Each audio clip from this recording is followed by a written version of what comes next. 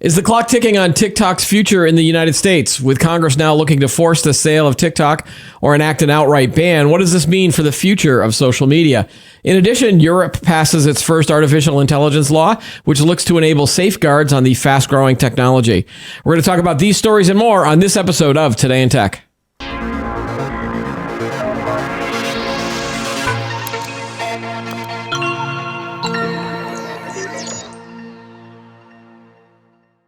Hi, everyone. Welcome to Today in Tech. I'm Keith Shaw. The guy behind the monitors, as always, is Chris. Hello, Chris. Hey, how's it going? Going well. And also joining us as guest co-host for this episode is Paul Desmond, a veteran technology journalist and co-founder of Saratoga B2B Group. Welcome back, Paul.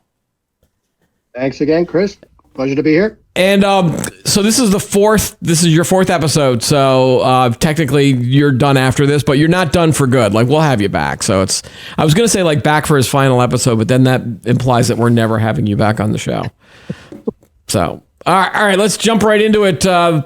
The TikTok news has been dominating the news cycle on the political front, on the news front, but it's also a big tech story. So the U.S. could be about to force ByteDance, the Chinese tech giant that owns TikTok, to divest its U.S. business or effectively ban the app. The House last week approved a bill that requires ByteDance to divest TikTok, the social media platform it owns, within roughly 6 months for the app to remain available in the United States. The bill is not yet the law, and it needs approval from the Senate.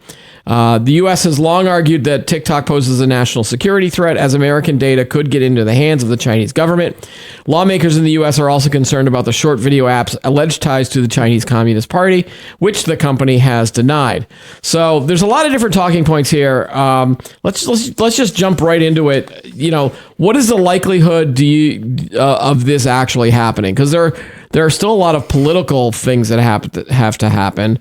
Obviously, the Senate has to approve a bill. Then they have to meet if they have differences, they have to meet. And I remember all that stuff from Schoolhouse Rock with how a bill becomes a law. So this is not law, but just the fact that the House was able to get bipartisan support on this is one gigantic hurdle, especially with Congress, how divided it is.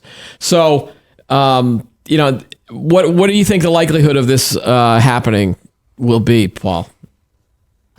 You mean of the bill passing? Well, okay, let's, I guess the end goal of TikTok, not being owned by the Chinese company anymore. Like, okay. Yeah. I don't know. I mean, that's one issue, but the other issue is whether it's going to be available in the U.S., which kind of two different things. But, I guess starting with the law, I think the Senate's going to be a much tougher hurdle. Yep. Because, one senator can muck up the works, and Rand Paul is already talking about doing that. So, we'll see. And the appetite for it just strikes me as much less in the Senate than it was in the House, although it was remarkable to me that, they in the subcommittee that looked at it was a 50-0 vote. Yeah. To move support. We just don't see that on anything.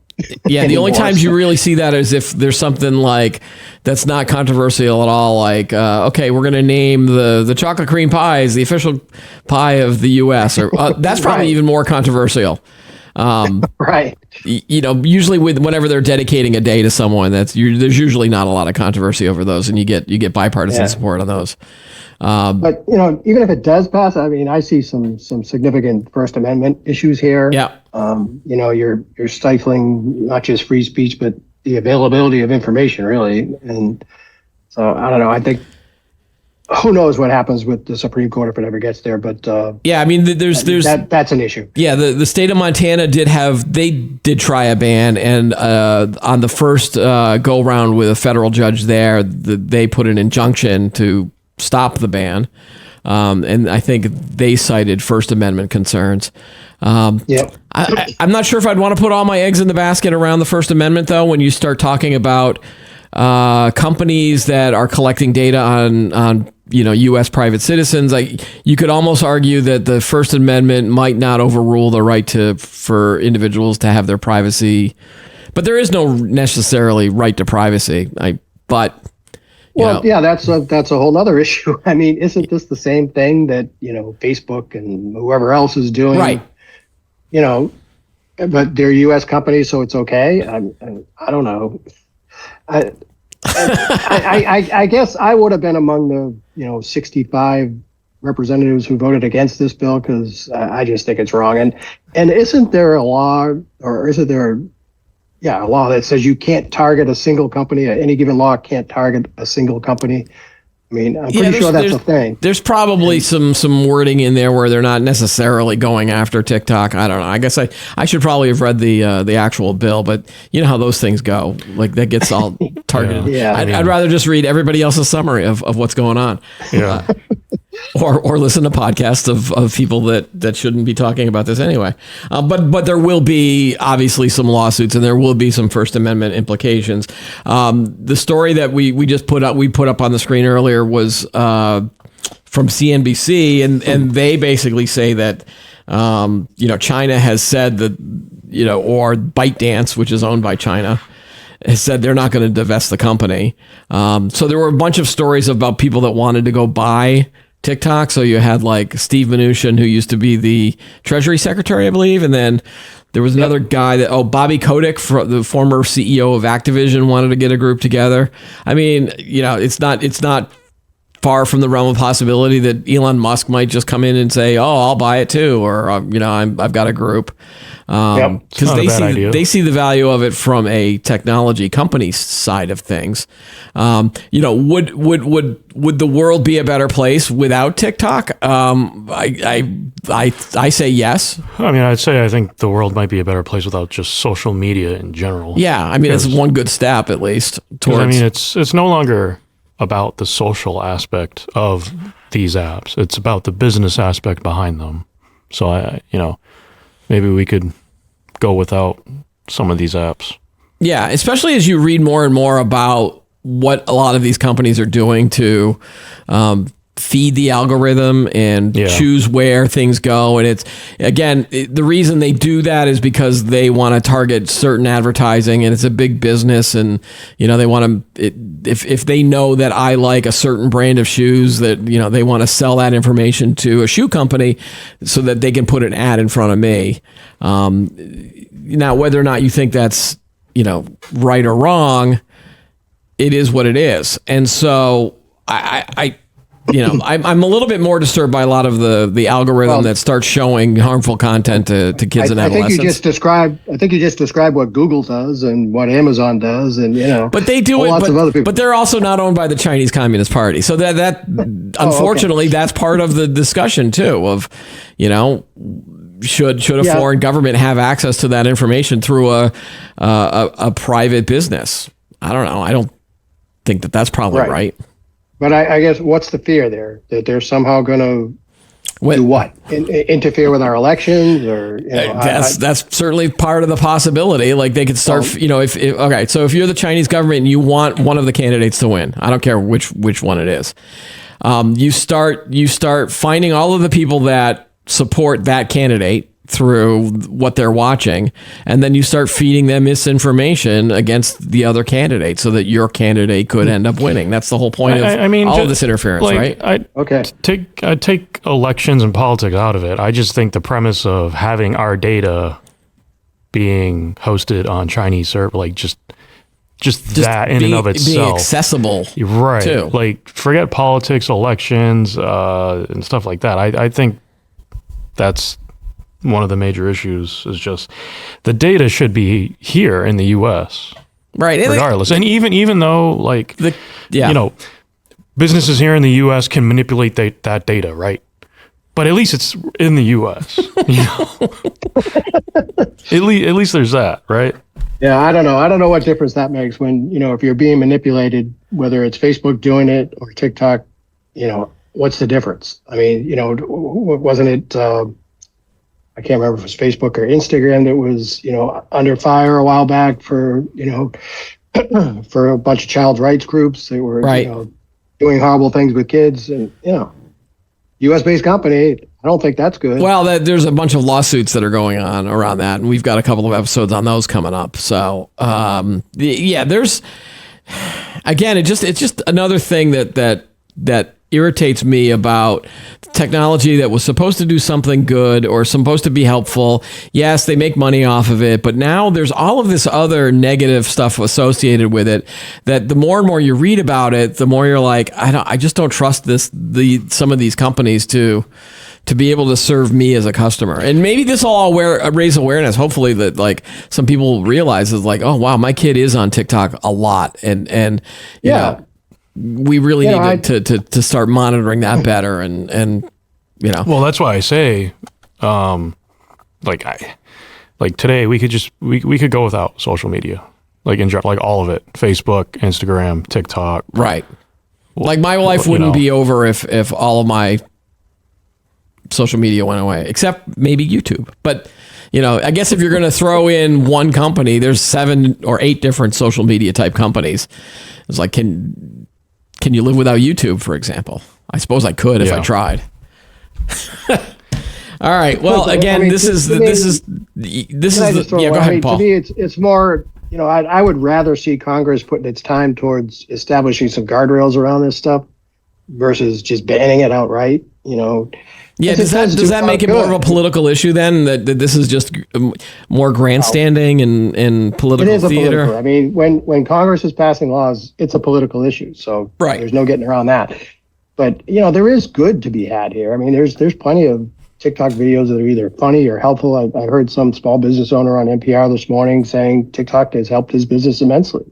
You know, through some sort of, you know, whatever. I guess he's good at putting out videos that get people to come to his store. I forget what it was, but right. My daughter was yeah, I mean, I don't feel so bad for those. I mean, I guess I should, but I should have more empathy for those people. But there are other platforms that you can be on. You can, you know, do basically the same thing through Instagram and Meta and, you know, YouTube if you have a channel. I mean, it's not like this is the only thing available for people to help spread their message and their. But I would argue all those platforms have the same evils that TikTok does, except that they're not owned by a Chinese company. So it basically comes down to the fact that they're owned by a Chinese company. And again, you know, during a lot of those hearings that they had with the I think it was the Senate, where the president of TikTok came in and testified, he was not answering a lot of questions very transparently and open. So there is something that's going on. They are hiding something. That's shocking. I know, but that should raise some red flags over, like, if they were like, listen, here's everything we've got. We're not doing what you say we're doing. This is unfair. And they never said any of that. They were just like, well, you know, I don't recall that, or I don't know. It's not really like You just described almost any person testifying. Okay, but you can't just have a blanket statement like that, and you know, let's just talk about TikTok. Like, yeah, so they are hiding something. Yeah, so are all, you know, so's Facebook. Whenever Mark Zuckerberg testifies. Well, that's what I'm saying. I think we need guardrails around the industry in general. Maybe this will. Now, again, if you're Meta and Mark Zuckerberg, are you happy about this or not happy about this? Again, a hypothetical. Short term, I guess you're happy. Long term, no, that's a good question. Yeah, like long term, it's like, well, if they could go after TikTok, they could go after us too. Right. And some, you know, there are lawsuits that are also happening too. All right. Well, we'll stay tuned on this. Again, this may just die in the Senate, and we'll be having, you know, and then TikTok will be saved, and everybody will still be just doing their stupid, crazy little dances and all that other stuff that they do on that social media thing. All right. So we're going to go to another aspect of law that was enacted this week. This was over in Europe. The European Parliament approved the Artificial Intelligence Act, which ensures that safety and compliance with fundamental rights while boosting innovation. The regulation, agreed in negotiations with member states in December 2023, was endorsed by MEPs with 523 votes in favor, 46 against, and 49 abstentions. So pretty big approval for this law. It aims to protect fundamental rights, democracy, the rule of law, and environmental sustainability from high-risk AI, while boosting innovation and establishing Europe as a leader in the field. The regulation establishes obligations for AI based on its potential risks and level of impact. And if you go through on this article, we'll put this in the notes section.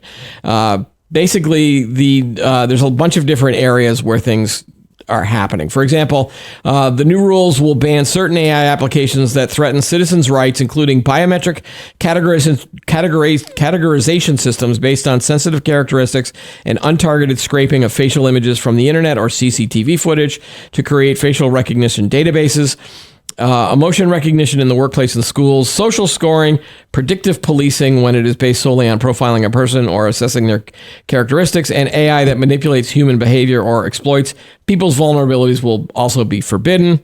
There are some law enforcement exemptions to this. So they've allowed some facial recognition and other types of algorithms for law enforcement purposes. Let's see here.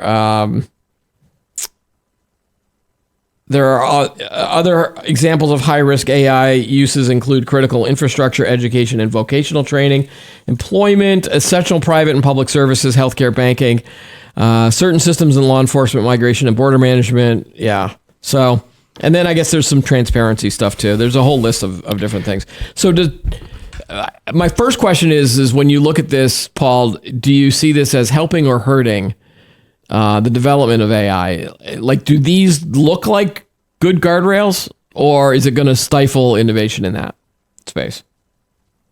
I think they look like good guardrails. Okay. And, I think it helps in the sense that, people developing know what they're up against. And, it's kind of the opposite or similar to what we just talked about with TikTok, which doesn't have these kind of guardrails. I mean, if you do, then you know what's allowed and what isn't, and you can proceed accordingly. And yeah, I think it's a really big deal because, to me, it's a lot like GDPR a couple of years ago or a few years ago. They established privacy laws having to do with personal data, and the rest of the world was almost forced to go along. I mean, if you got any customers in Europe, you got to comply with GDPR pretty much. And do you think that the same thing will happen with AI companies, that they'll basically fix their algorithms to support this law, but then not necessarily do whatever they want in the U.S. or I guess you could you? I think it's such a global economy now that I don't see how you can do that.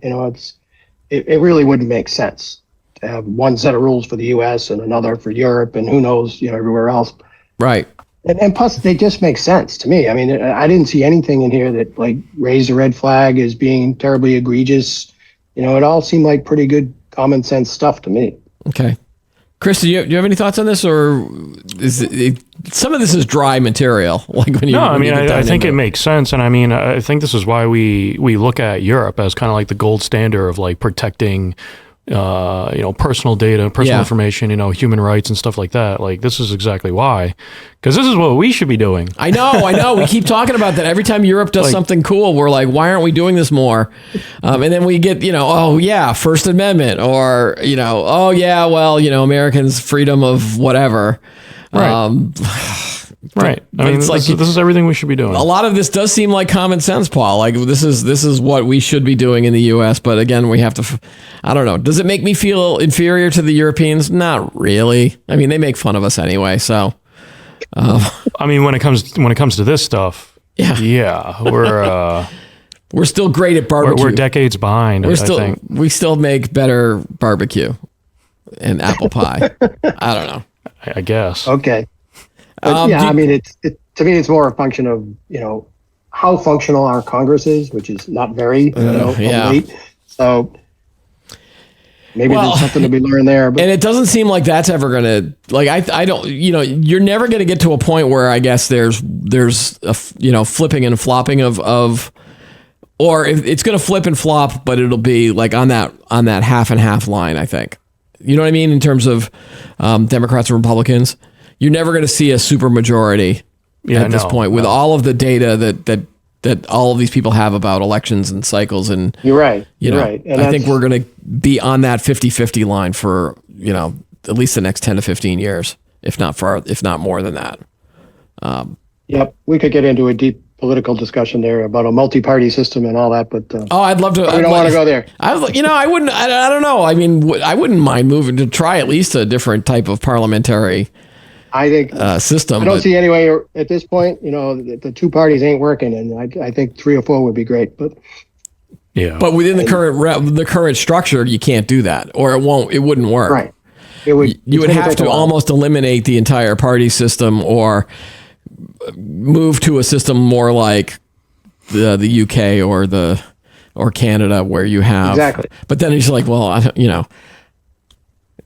don't know if It's do where we want to you follow the basically Queen have to- again and the King. Like, well, you yeah, have to do it's the that, King now. But if you have multiple parties, then you have to form coalitions with other groups to get stuff done, and so Right, you and have to that- and- compromise, and that which was is what sort of- nobody seems to want to do. Yeah, that's what was kind of working before until the last 25 years. Right, until compromise became a dirty word. But Yeah. That's why you and I are not politicians, Paul, I think.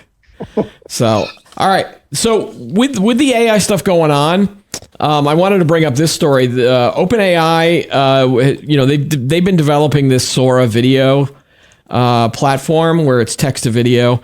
So the Wall Street Journal and Joanna Stern, who is their personal technology columnist, was given access to.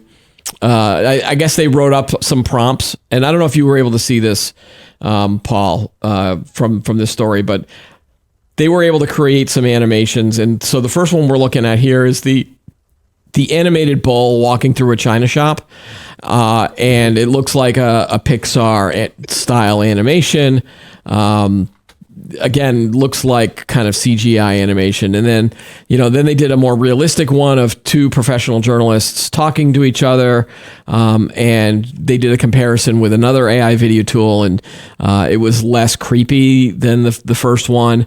And then I think there was another one with a mermaid talking. I don't know if you can scroll. Yeah, there was a mermaid and a crab, which just made me think of The Little Mermaid from Disney.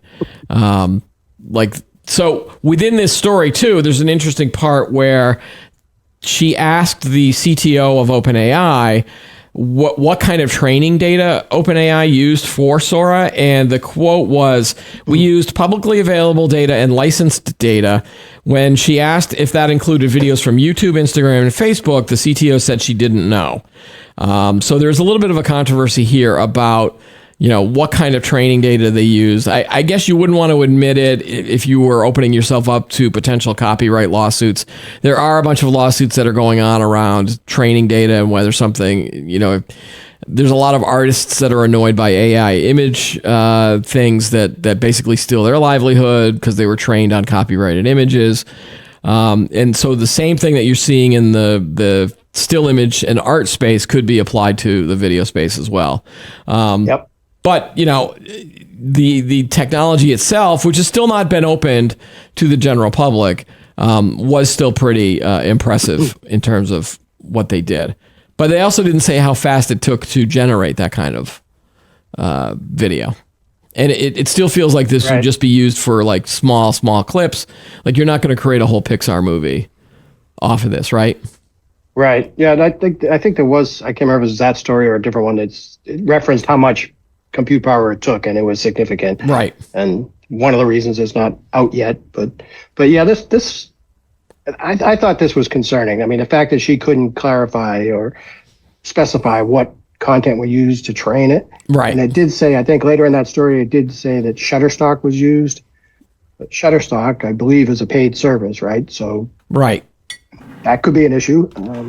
Well, if they paid Shutterstock for the use of the images, I think then you can use it as training data. But yeah, that's what I was just going to bring. I just saw something from TechCrunch. I think they said OpenAI has announced it signed some contracts with Le Monde in France and Prisa Media, it's like the Spanish news agency, right, to license their content to train ChatGPT. Yeah, I don't think anybody's really annoyed by copyright until, they become less annoyed by copyright as long as they can get some money for it. Like that's through the but I wonder if thing. that's where we're going to, is that where we're headed? Is probably these different AI companies are going to have licenses with different media companies. And if that's the case, then you're going to have to pick one.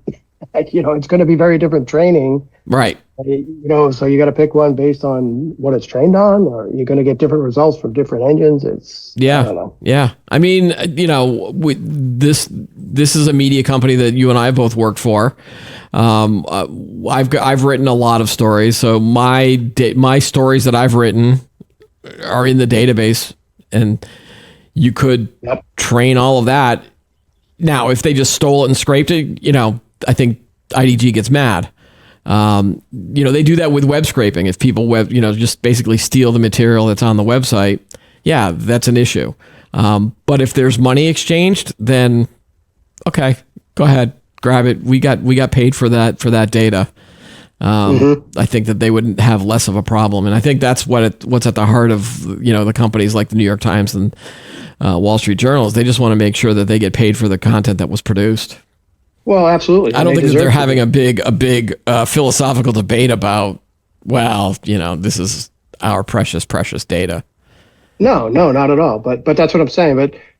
But then then you may get into, well, does the New York Times make an exclusive deal with one company or another, or not? I don't know why they would. Yeah, I wouldn't do any exclusives. Just be like, I'll sell the data to whoever wants it. I get more money that way.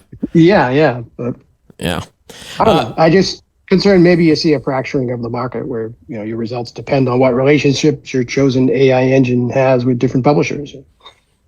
Yeah, I mean, we were going to get that anyway because the algorithms are slightly different depending on what company is producing the model and the LLM behind it too. So, no, that's true. Most companies are going to have to probably choose different tools or multiple tools for whatever project they're looking to do. Certainly the data that we have at IDG would not be useful for a baking LLM because we don't write a lot of recipes, right? Right. At least I don't think we do anymore. All right. So, but a lot of this then has this framework of another story that you found this week. This was a Washington Post story basically saying amidst explosive demand, America may be running out of power. Actually, the Washington Post said America is running out of power.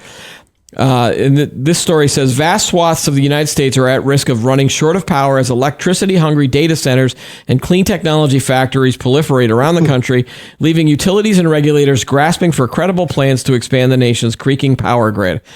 In Georgia, demand for industrial power is surging to record highs with the projection of electricity use for the next decade now 17 times what it was only recently. Arizona Public Service, the largest utility in that state, is also struggling to keep up, projecting it will be out of transmission capacity before the end of the decade, absent major upgrades.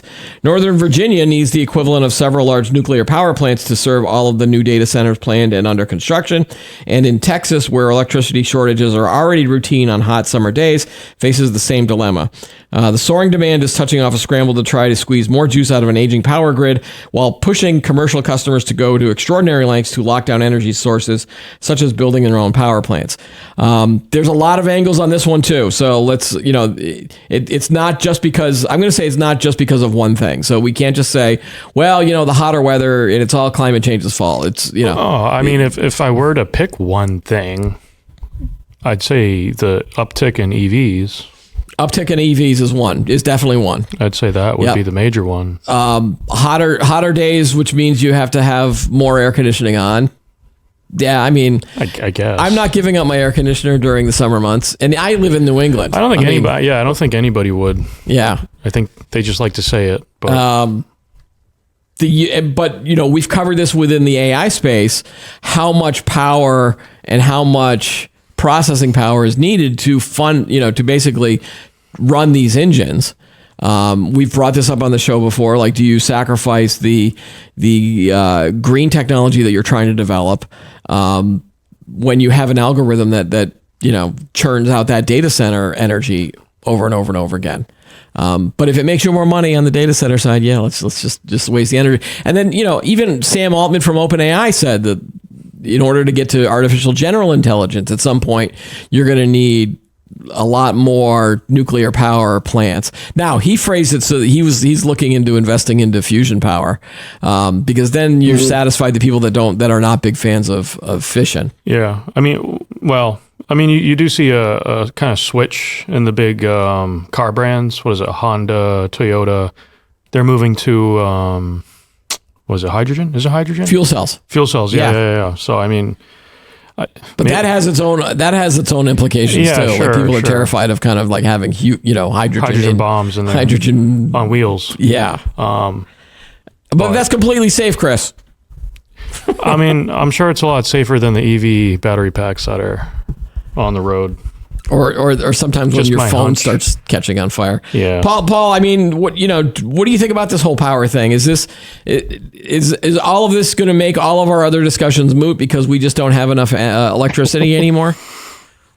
Well, I mean, it's an issue. It's interesting. It's almost like Back to the Future. I don't know, like before we had utilities generating power for all of us. Big companies would have their own power source, like right next to their factory. And I think I think it was the Washington Post story talked about that. It's microgrids is what they call it now. So you have some small, self-contained energy producing facility. Most of it is renewable energy, but although I did read one story that said operations might be powered by small nuclear plants on site, which is a little terrifying, but but I think that could be where we're headed, because if you think about the infrastructure, the grid doesn't have the capacity in most of this country to handle the power, even if you could generate it. I mean, it's constantly breaking somewhere. So right, we used to talk about like the failing infrastructure just in the security of it in terms of hacking and those types of things. I think we did, like last year we did something about the EMP blasts. Remember when those Chinese balloons were floating over the U.S. and then everyone thought that they were going to do an EMP burst? That's slightly terrifying. I try not to think about that too much. Yeah, I really do think that we're gonna have to resort to nuclear.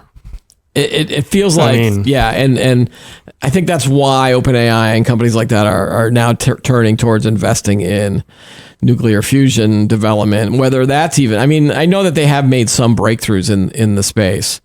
Every now and then we get stories about inching closer. I don't think they've built an actual power plant yet, I know. I don't think there yet. Yeah, I don't know that they've come up with any way to deal with the waste. The nuclear waste. I mean, last I heard, that's still an issue. Even with fusion, Paul? I thought that fusion didn't produce as much waste as fission does. Wait a minute, fission or fusion? In fission, in the fission process, you do have nuclear waste that has to be disposed of. They don't just. And the other one doesn't. The other one doesn't really exist yet, right? Right, and the other one doesn't exist. But the theory is that it would not produce as much, or I don't know if it would produce waste or not. But anyway, something will need to be done. Yes, I think we can both agree on. I think we can all agree on that. So in the meantime, there's lots of efforts. I know on data center side, data centers use a significant. I think the figure I saw was like it uses 4% of all the energy, which is a lot. But there's lots of technologies coming along there that actually not just coming along, but people have been using for a while, like liquid cooling and these containment systems, economizer systems that use outside air for cooling. That it's a lot like heat pumps in your house, and they work even in hotter climates. So stuff like that, I think, is just going to be table stakes. And again, there's certainly a lot of if there's a problem that people are starting to recognize, there will then be people that will then work on technology and innovation that tries to solve that problem too. In almost any space, when you have an issue, there's lots of money to be made, but there's also, good for humanity developments that will, come out of that. So I still have optimism that a lot of these issues will be addressed at some point. It's just a matter of how long it will take. Yeah, you mentioned hydrogen. I know there's lots of work being done on that. Yeah. I know my niece is recently got her PhD from Caltech. Wicked smart, as we say around here.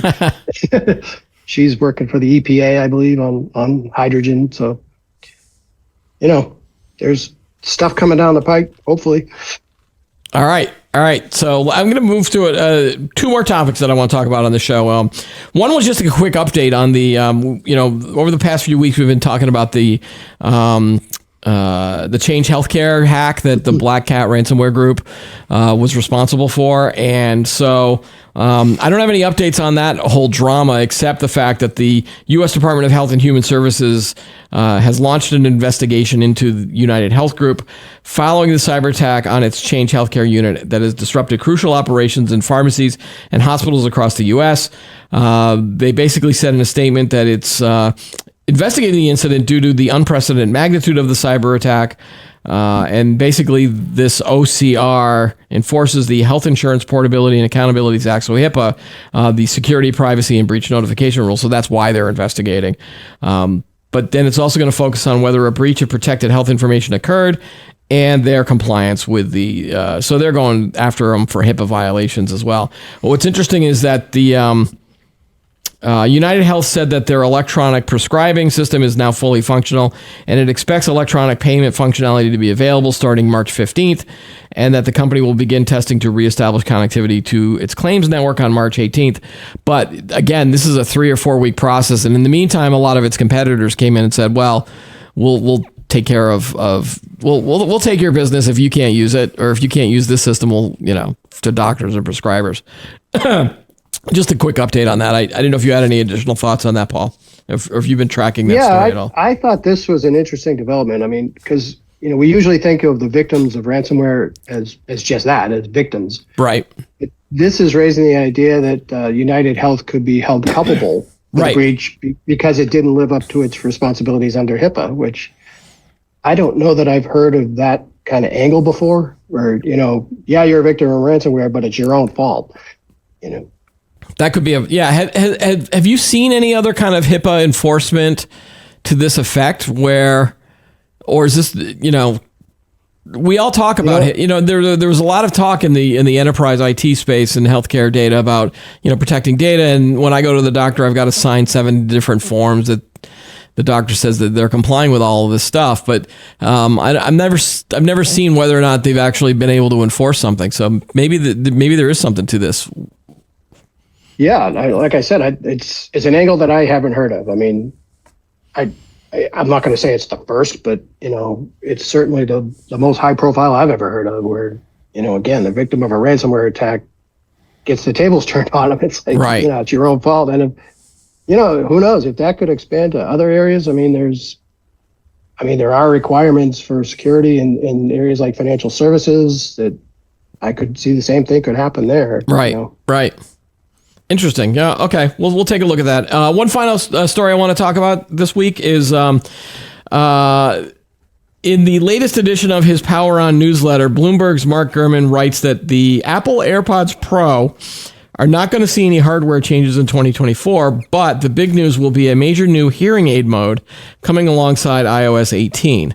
So AirPods already offer a feature called Live Listen, which launched as part of iOS 12 in 2018. This feature basically turns an iPhone into a directional microphone, transmitting the audio captured by that iPhone to AirPods in real time. A handful of testimonials over the years have shown how useful this feature was. So what's interesting is that from my perspective, I'm getting older, and I'm starting to notice that my hearing is not as good as it used to be. I have been turning up the volume when I'm watching TV, and my wife comes in the room and goes, why is this so loud? And I'm like, I can't, I've got captioning on the TV sometimes. Again, and so, but I've always been hesitant to go after those big, bulky kind of hearing aid systems. But I've also seen that people that develop hearing aids are trying to make it more like a Bluetooth headset or a Bluetooth thing that you put in your ears. It already exists. Yeah. It already exists. The Bluetooth capabilities in hearing aids. Yeah, but at least like the look and the form factor too, not just the technology part of it. It's already there. Yeah, the form factors. It's already there. But I think if you already own a pair of AirPod Pros, the problem is the cost. Yeah. So my wife has hearing aids, and it's $3,000 per hearing aid. Right. So at any given moment, if you see her, she's got $6,000 on her head. Right. And you think that would drive, if a company like Apple can claim that their AirPods Pro in this mode or with this feature does close to what a hearing aid does, that would drop the price of the hearing aid pretty quickly? I don't know. They're going to have to do something special with those AirPods, because there's a reason why there's only certain companies that make the hearing aids, is because you have the right technology to do it. Yeah. Because you got to properly reproduce everything that the hearing aid is picking up, and you need the hearing aid needs to be able to produce that noise at a certain frequency so that the person can hear it. I don't know if you could do that with the microphone, with the speakers in those AirPods. I have no idea whatsoever, but if they could figure out a way to do that with their technology, that would make hearing aids much more accessible. If you could only, let's say, I mean, how much are the AirPods now? 300 for one. The pros are 300 to 500. I think somewhere in. Actually, keep talking. I'll go look it up. If they like, let's say they come out with a new type of AirPod that's geared towards the hearing impaired, right, or the hard of hearing. If they did $1,000 per earbud, you're already going to be competitive in that market of hearing aids. Right. So if they could do it at a much cheaper price, I mean, I'd say that'd be a win. Yeah, and I could see it for people like me and Keith. I guess I'm no spring chicken either, and I use closed captioning all the time on TV. You're not, Paul. So, and I was looking at some of this. They passed the over-the-counter hearing aid thing a while back, so now you could sell hearing aids over the counter, which drops the price to about $1,000, I guess, but still not cheap. So, but for somebody like me that it's just kind of annoying more than anything. I could see something like this. You may not want to shell out $1,000 for honest to God hearing aids, but something like this, Yeah, I just think that this could spur maybe some more development in the hearing aid space to get the prices down a little bit, because they were such a closed market. Now you're like, well, wait a minute, Apple's going to do this. They might just lose a lot of market share. And again, for people like me that would rather, if I had those in my ears, I could be like, oh, I'm just listening to music, when in fact I'm using it as a hearing aid. And there's a coolness factor of Apple versus probably a company I've never heard of before in that hearing aid space. And again, my acknowledgement of the fact that I'm probably losing. I mean, I'm not losing my hearing unless I go to I might go to a doctor and they might just say, yeah, it's just age related and this happens to most people. Right. Where they might you don't need this $6,000. So just go and buy a pair of AirPods Pro and just use those until then those don't work, and then come back. I just think that that's interesting. And again, it shows that Apple is understanding that maybe some of their technology can be used for health related purposes too. So I just thought it was an interesting story. We'll see if they take advantage of that whenever they announce iOS 18.